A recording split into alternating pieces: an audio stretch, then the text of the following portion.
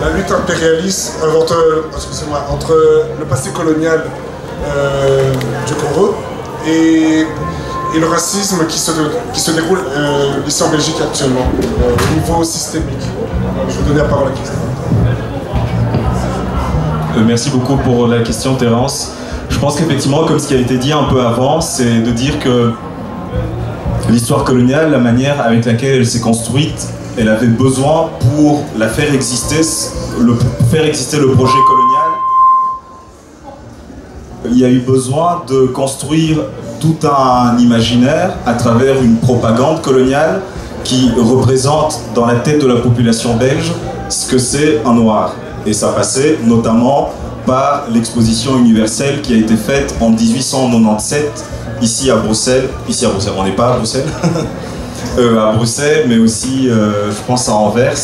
Et il y a eu aussi une deuxième exposition universelle, encore il y a pas très longtemps, en 1958. Et dans ces expositions-là, on reproduisait ce que devait être la vie dans un village au Congo. On a déporté du coup une 300aine de personnes qu'on a exposées, qu'on a fait travailler jour et nuit pour qu'ils mettent en scène ce que c'est être congolais, ce que c'est être un noir. Et après, pour légitimer l'idée, regardez ces bons sauvages qu'il faudrait absolument civiliser et que donc notre bon Léopold II a une mission qui est vachement positive quand même d'aller les civiliser et que par ailleurs, évidemment, par hasard, il y aura aussi des minerais à prendre. Mais que spontanément, c'était évidemment pour les civiliser. Du coup, beaucoup de Belges, j'essaie de parler plus lentement pour la traduction, du coup, pendant les 77 ans d'histoire coloniale de la Belgique, beaucoup de Belges qui n'ont pas été parmi la minorité des Belges qui ont vécu au Congo comme colons, beaucoup d'entre eux, le seul contact qu'ils ont eu, la seule image qu'ils sont construits de ce que c'est un noir, c'est à travers la propagande coloniale, qui passait par, comme je le disais, les expositions universelles, et qui passait aussi par les livres d'histoire, qui passait par les jeux, qui passait par des choses comme la Ducasse-Date, dont on parlait tout à l'heure, la sortie des nègres qui a lieu à Lessines.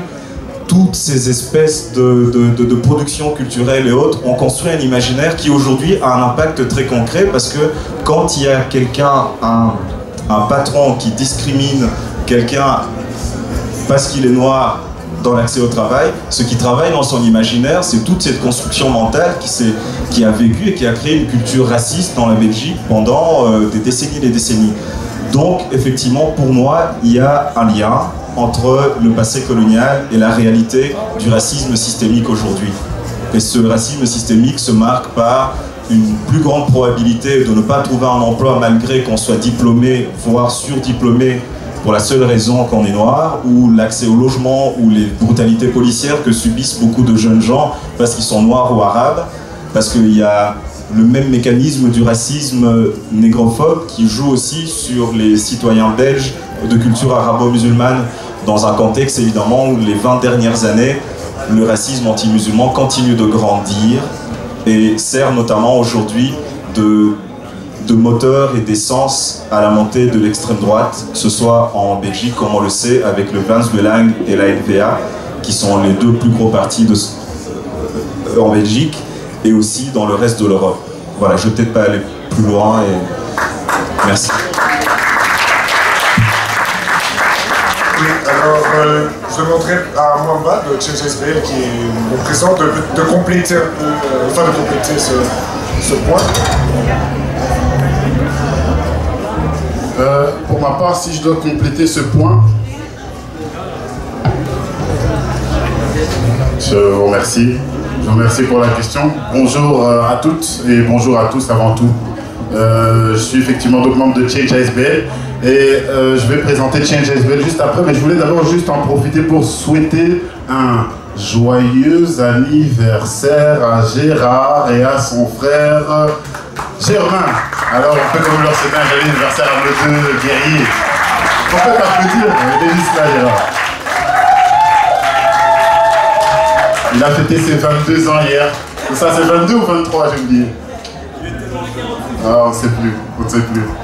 Alors voilà, effectivement, je fais partie de l'ASBL Change, une ASBL qui lutte, comme ça a été expliqué à l'introduction, pour revaloriser les cultures africaines dans leur diversité. C'est important de le rappeler, ça fait partie de ces constructions quand on parle d'une Afrique sans tenir compte de ses nombreuses, de sa diversité, des multiplicités qu'on peut y retrouver.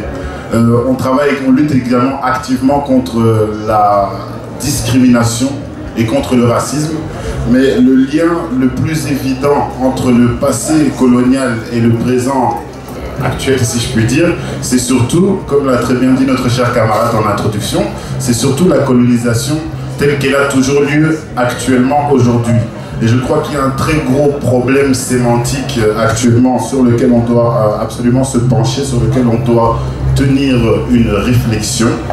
C'est cette question de parler du passé colonial, quand on sait qu'aujourd'hui encore la colonisation est tout à fait effective. Je crois que c'est important de le rappeler. Il faut qu'on sache aujourd'hui encore, la colonisation a lieu. Je parle un peu lentement, mais c'est pour permettre que la traduction ait lieu. Donc, oui, il faut que monsieur puisse traduire. Donc, excusez-moi si ça paraît saccadé. C'est pour permettre que le discours reste bilingue. Et donc, je crois que c'est important de faire attention. On peut parler du passé colonial car il a une autre forme, mais il a toujours lieu aujourd'hui. À partir du moment où les richesses sont toujours spoliées aujourd'hui, à partir du moment où la domination culturelle, la domination économique est toujours effective, je crois que c'est une erreur de parler de la colonisation au passé. Et le lien que je fais, c'est surtout celui-ci. Avant même de parler de décoloniser les espaces publics, de décoloniser X et Y, commençons par cesser la colonisation pour de vrai. Commençons par nous battre contre la présence, aujourd'hui encore, de bases militaires dans de nombreux pays d'Afrique, de bases militaires étrangères. Comment est-ce possible dans des pays qui sont soi-disant souverains? Comment est-ce possible quand dans des pays souverains, les monnaies sont encore gérées par des puissances étrangères aujourd'hui en 2019? On parle de colonisation au passé, mais aujourd'hui encore, la France possède des colonies de manière effective et concrète. Quand est-ce qu'on va se lever contre ces phénomènes? Donc je crois qu'il y a aussi une stratégie de diversion qui arrange bien le pouvoir en place, de pouvoir aborder la colonisation au passé, de pouvoir rentrer dans les archives, dans les complications, alors qu'actuellement, il y a encore des phénomènes qui ont lieu et qui sont très graves, qui mènent à la pauvreté et à la misère des populations, notamment en Afrique, mais ailleurs également, qui mènent justement à un problème de paradigme et d'identité. Comment se fait-il que les langues officielles dans les pays d'Afrique soient toujours des langues étrangères, des langues exogènes? Comment se fait-il que dans un pays comme le Congo, qui compte plus de 400 langues, quand même, la langue officielle soit le français? Le travail est donc un travail concret à mener sur le terrain. Excusez-moi. On a donc réellement un travail de décolonisation en Afrique à mener et nous devons ici, de notre côté, faire peser la balance. Maintenant, sur la question de la propagande raciste, celle-ci aussi reste effective et se transpose aussi au présent. Par le passé, quelqu'un comme Jules Ferry affirmait que les races supérieures avaient le devoir de civiliser les races inférieures. Aujourd'hui encore, dans un langage qui a beaucoup évolué, et je suivais récemment, je crois que c'était Alexandre De Croo, qui s'est permis de dire, et j'admets que le président congolais lui a peut-être tendu la perche dans ses discours, mais Herman De Croo se permet de dire qu'il a des attentes vis-à-vis du Congo. Le Congo est un pays souverain, et les attentes si quelqu'un doit avoir des attentes vis-à-vis du Congo, c'est la population congolaise. Ce n'est pas le ministre Alexandre De Croo, et j'ai envie de gentiment dire au ministre qu'il s'occupe d'abord de ce qui se passe dans son propre pays. Donc on a encore un problème qui est tout à fait effectif. Cette propagande a changé de visage, mais cette propagande est toujours effective. Pourquoi? Parce que la colonisation a changé de visage, mais que la colonisation est toujours effective. Par pitié, je vous demande donc de revoir cette notion de passé colonial et peut-être de penser à ce qu'est la colonisation actuellement. Je vais m'en tenir là pour l'instant.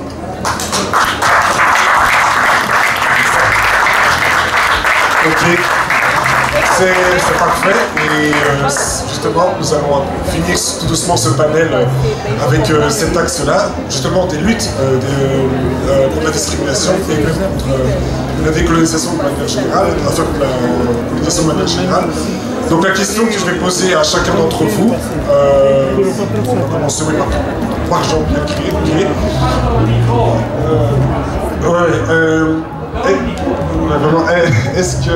Où est-ce que nous en sommes et au niveau des luttes et quels sont les points à améliorer? Au niveau des luttes, je ne vais pas dire que je suis un spécialiste des luttes, mais je pense qu'il y a beaucoup de choses à faire. Il y a eu une délégation des Nations Unies qui ont visité la Belgique au mois de février passé et qui ont pointé encore des comportements très discriminatoires en Belgique. Par exemple, on a remarqué dans le rapport, ils ont pointé du doigt le fait que 60% des Afro-Belges ont un niveau d'instruction élevé, mais qu'ils sont 4 fois plus susceptibles d'être au chômage que la moyenne nationale. Donc c'est ce genre de choses.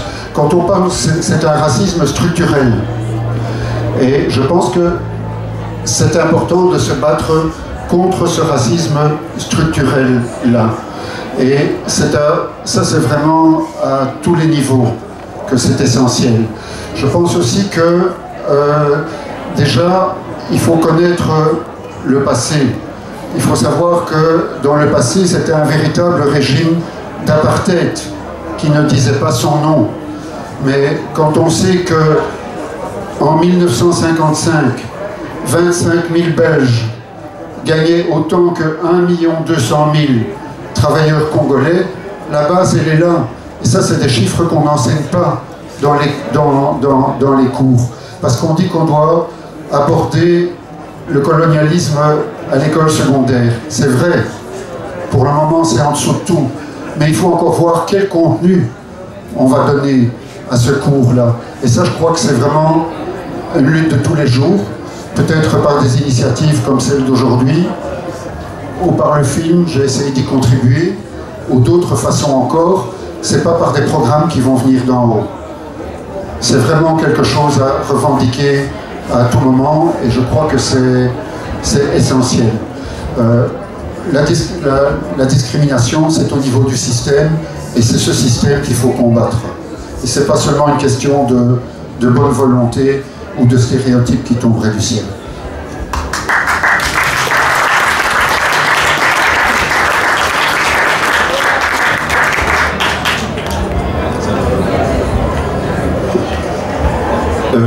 Je vais peut-être pas du coup reprendre ce que tu as dit, parce qu'effectivement les chiffres sont parlants. Ah oui, j'avais tout. Parce qu'effectivement les chiffres sont parlants. Il y a ceux effectivement de cet accès à l'enseignement qui est très fort dans la communauté arabo-musulmane ou noire en Belgique, avec plus de 60% de personnes qui ont un diplôme du supérieur, mais qui pourtant sont 4 fois plus nombreux au chômage, ou la surqualification, c'est-à-dire occuper une position professionnelle qui est en dessous de son diplôme et de ses capacités. Il y a aussi la question de la violence policière, bien sûr, qui sont largement impunies, des brutalités policières qui restent très largement impunies, avec un système judiciaire qui ne fait pas son travail en réalité sur ces questions-là, et on met très peu de moyens à ce niveau. Mais plus généralement, je pense aussi que la lutte antiraciste a toujours été une urgence, évidemment. Elle l'est encore plus aujourd'hui, parce que pendant des années, on a laissé planer une idéologie raciste qui au début, il y a peut-être 40-50 ans, c'était à la marge de l'espace politique. C'était quelques néo-nazis, quelques groupuscules qui n'avaient pas l'accès à la parole publique, qui n'étaient pas ceux qu'on écoutait à la télévision, qui n'étaient pas ceux qui donnaient le ton de ce qui devait être le débat public. Mais aujourd'hui, l'extrême droite, ses thèmes, ses idées, ses concepts, ses revendications sont devenus des sujets sur lesquels on doit se positionner parce qu'ils sont devenus légitimes, parce que le cordon sanitaire dont on parle des fois, il a sauté depuis bien longtemps. Et ça donne des résultats politiques très concrets qui sont ceux des élections du 26 mai. Et le 26 mai, comme on le sait, pour la première fois depuis des décennies dans l'histoire de la Belgique, on a l'extrême droite qui est majoritaire en Belgique, avec un Vlaams Belang qui est maintenant, depuis les derniers sondages, en plus d'il y a quelques semaines, le premier parti du pays, parce que la NVA a préparé le terrain. Je pense que du coup, dans ce contexte-là, il ne s'agit pas juste, quand on n'est pas directement concerné par le racisme et touché par le racisme parce qu'on est noir ou arabe, c'est de se rendre compte, en fait, c'est que ce racisme-là qui existe structurellement depuis longtemps, qui étouffe des potentialités, qui discrimine, qui réprime des gens uniquement par la couleur de la peau, c'est un problème, mais aussi plus globalement, ce racisme ensauvage toute la société et rend la société de plus en plus en tension et conflictuelle sur des questions qui finalement nous donnent aucune perspective et finit par nous faire reculer tous, parce que très concrètement, il y a un groupe de gens, de chefs d'entreprise, de patrons qui évidemment se servent du racisme pour pouvoir engager des travailleurs sans papier qu'on discrimine et qu'on exploite parce qu'ils sont sans papier, mais ils sont sans papier aussi parce qu'ils viennent de pays pauvres, d'où viennent, qui subissent l'exploitation venant de l'Occident ou les guerres qui les a amenés à venir ici, mais en les exploitant ici dans les entreprises en Belgique, ça permet après de dire aux autres travailleurs belges qui sont blancs, de leur dire on va du coup baisser vos salaires, parce que si vous refusez nos conditions, il y a des travailleurs sans papier qui sont affamés, qui n'attendent rien d'autre que de pouvoir manger, du coup travailler à peut-être 20 € la journée. Et donc la question du racisme en réalité c'est les questions aussi de notre protection collective à tous. Parce que globalement, plus le racisme va avancer, ça va permettre aussi de réduire les conditions de vie collective de tout le monde. Parce qu'on fera la compétition entre le travailleur sans papier et le travailleur avec papier. Et le racisme jouera évidemment en permanence là-dessus. Ce sera aussi utiliser des statuts de travailleurs plus jeunes face aux travailleurs plus vieux. Et ces mécanismes-là font que ça a toujours été une priorité de lutte au sein des syndicats et des mouvements progressistes, mais aujourd'hui c'est d'autant plus une urgence que l'espace politique commence à être dominé par les forces d'extrême droite. Et donc les stratégies qu'on doit employer, c'est de continuer à faire ce qu'on fait déjà ici maintenant, se retrouver et débattre de la question, discuter du passé colonial, mais aussi discuter de ce qui se passe maintenant. Comme le disait Dadi tout à l'heure, le précédent intervenant, il disait ça ne sert à rien de juste débattre de Zwarte Piet, du père Fouettard et de toutes les questions de lutte sur les imaginaires racistes si dans la réalité les discriminations continuent. Cette lutte-là, elle doit absolument être au service des enjeux des discriminations ici et maintenant et de la lutte contre l'extrême droite et toutes les idées fascistes. Et aussi évidemment au niveau international se battre contre l'impérialisme.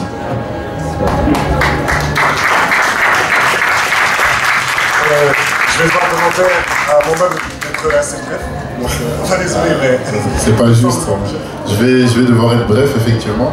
Mais je vais empiéter d'abord sur ce que dit Christian et dire qu'encore une fois, on est dans une continuité.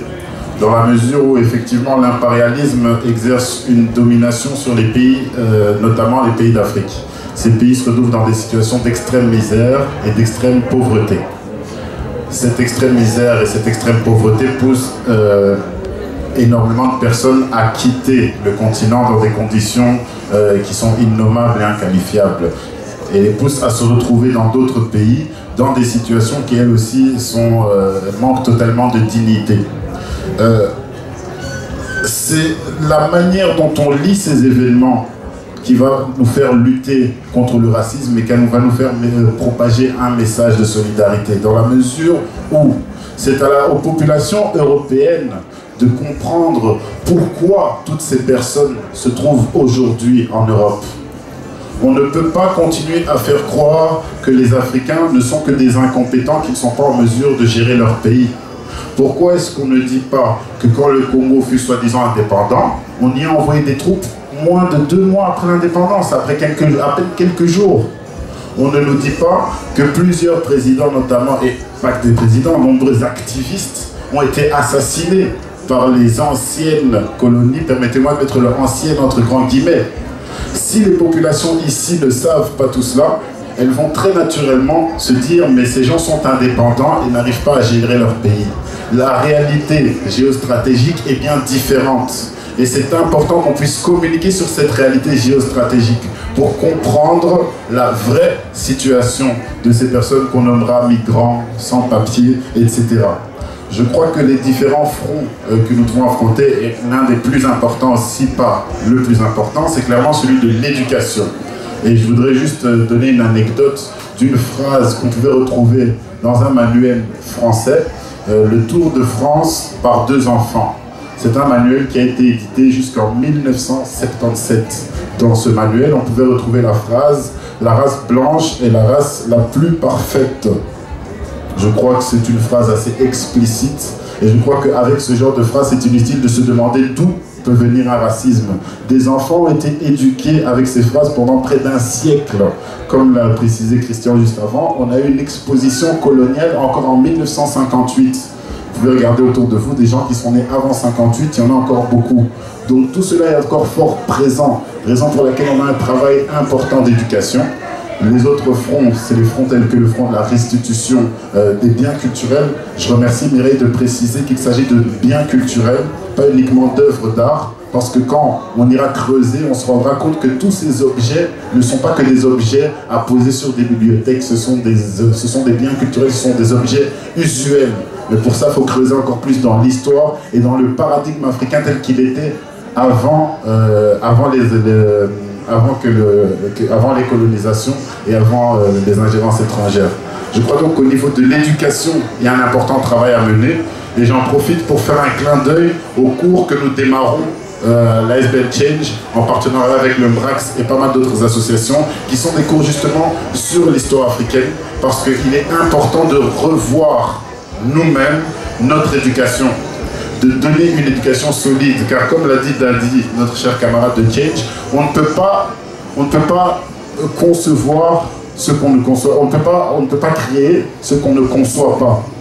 À travers l'éducation, nous devons donc permettre à la jeunesse de concevoir ce qu'a pu être une Afrique pour pouvoir effectivement créer cette nouvelle Afrique souveraine. Donc il y a énormément de fronts. Je pense aussi au front social. Je me rappelle de la mort du frère Dieu Merci Kanda. L'ASBL Change était dans la rue avec pas mal d'autres associations pour réclamer une clarté sur la mort encore. Il n'est toujours pas expliqué de se faire dans un commissariat. Plus récemment, on a un jeune frère basketteur qui a été tué par la police, en tout cas qui a été renversé par la police dans des circonstances encore assez floues. Et c'est là que j'en appelle à la question de la solidarité. Effectivement, ces personnes sont des personnes africaines et cela nous renvoie à cette question. Mais la question là est la question de solidarité. Car pour lutter contre le racisme, on ne pourra pas lutter contre le racisme avec le racisme inversé. Petit clin d'œil à l'actualité et à la lutte de notre cher frère Lilian Thuram. Mais on ne peut lutter contre ce racisme-là que par la solidarité. Raison pour laquelle je salue la présence de tout un chacun ici et que je vous remercie, mais que j'insiste surtout sur un concept fondamental. Nous devons re-questionner notre vision du colonialisme. Le colonialisme est-il réellement passé ? S'il n'est pas passé et qu'il est encore actuel, que devons-nous faire pour que celui-ci cesse pour de bon? Nous devons réellement mettre une pression, installer une réelle pression. Et cette pression ne peut venir que de vous, que de nous. Nous ensemble qui formons le peuple, nous ne devons rien attendre des élites. Elles nous ont prouvé depuis des décennies, voire des siècles, qu'elles sont là pour leur enrichissement personnel.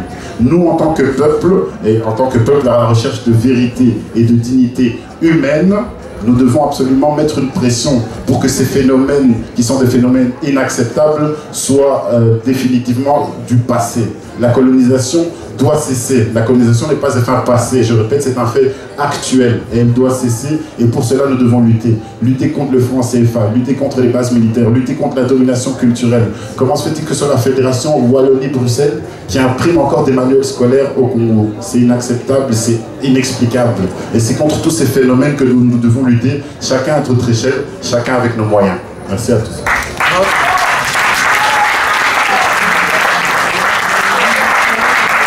Je pense que c'est un appel très pertinent de notre frère Mwamba pour conclure ce débat, malheureusement. Donc on retient qu'il y a encore un grand travail de faire, de décoloniser l'espace public, l'enseignement, et on a intérêt à ne pas se laisser diviser et à lutter ensemble contre le racisme ou pour la restitution des œuvres d'art ou la réparation et tout un tas d'autres choses. Je dois encore remercier nos partenaires CADTM, BAMCO, Change et Juliana Lumumba, effectivement, et vous tous pour être venus aussi nombreux. Et, voilà, merci. Je vais encore demander d'applaudir nos intervenants très fort. Merci. Très brièvement, je vais encore donner la parole à Andrea pour voir ce qui va suivre. Merci. Moi, je veux remercier le traducteur parce que c'était chaud, hein. Donc, merci.